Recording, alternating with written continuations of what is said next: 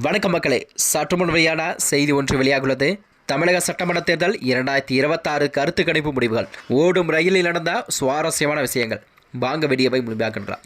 அதாவது 2026 சட்டமன்ற தேர்தலை தமிழகம் 4 முனை போட்டியாக கையாளப் போகிறது என்று இதை குறித்து தான் களச்சூழலில் இதுவரை தேர்தல் அரசியலில் கோலோச்சி வரை வந்த திராவிட கட்சிகளுக்கெல்லாம் நடிகர் விஜயின் தமிழக வெற்றிக் கழகம் டப் கொடுக்குமா என்ற எதிர்பார்ப்பு பலரிடம் இருந்துள்ளதா.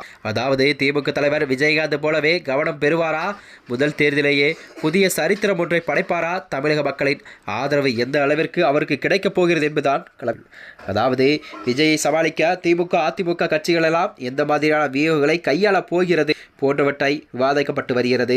இவை ஒருபுறம் நடந்து கொண்டிருக்க, மறுபுறமோ மக்களிடம் நேரடியாக சென்று பல்வேறு நிறுவனங்களும் தங்களுடைய கருத்து கணிப்புகளை நடத்தி வருகிறது.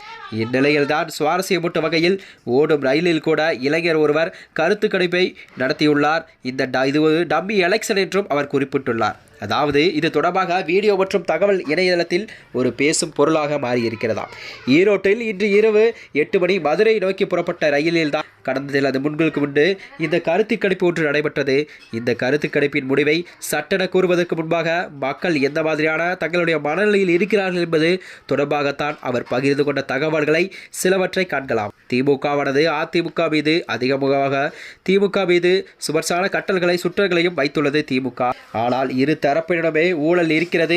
அப்படி இருக்கும் பொழுது என் அண்ணா அவர்களை தேடி போய் ஓட்டு போடுகிறீர்கள் என தெரியவில்லை என்றும், புதிதாக யாராவது வர வேண்டும் என்று மக்கள் விரும்புகிறார்கள். புதிதாக சீமான் அல்லதோ விஜய் வந்தாலோ கண்டிப்பாக தமிழகத்தில் ஒரு நல்ல மாற்றம் இருக்கும் என்றும் மக்கள் மத்தியில் பலரிடமும் கருத்துக்கள் தெரிவித்து வருகிறதா. அதாவது கருத்தை பலரிடம் கேட்டு முடித்து இவர்களில் யாராவது ஒருவர் வந்தால் கண்டிப்பாக தமிழகத்தில் மாற்றம் நிலவும் என நினைக்கிறார்களா. ஈரோடு மதுரை விரைவு ரயில் நடத்தப்பட்ட தேர்தல் கருத்து கணிப்பு முடிவுகளை சுருக்கமாக பார்த்து விடலாம். அதாவது ஒரு 100 பேரிடம் நடத்தப்பட்ட கருத்து கணிப்பில் நோட்டாவிற்கு மொத்தம் 6 ஓட்டுகள் விழுந்துள்ளது.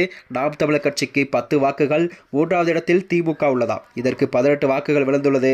அதாவது 2ஆம் இடத்தில் அதிமுக 19 வாக்குகளுடன் இருக்கிறது. முதலிடத்தை நடிகர் விஜயின் தமிழக வெற்றிக் கழகம் இடம் பிடித்துள்ளதாம். இதற்கு 62 வாக்குகள். தமிழக வெற்றி கழகத்தில் புதிதாக வாக்குகள் விழுந்துள்ளதாக தகவல் வெளியாகிறது. அது மட்டுமின்றி இந்த வாக்கெடுப்பலாம் என்பது ஒரு ரயிலில் சுமார் 100 பேரிடம் நடத்தப்பட்டது. ஆனால் கள நிலவரம் அப்படி இருக்க வேண்டிய அவசியமில்லை.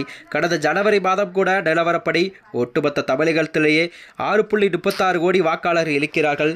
இவர்களில் ஆண்கள் 3.11 கோடி, பெண்கள் 3.24 கோடி, மூன்றாம் பாலினத்தவர் 9120 அடங்குவாராம். கடந்த 2021 சட்டமன்ற தேர்தலில் 73.60% பேர் வாக்களித்தார்.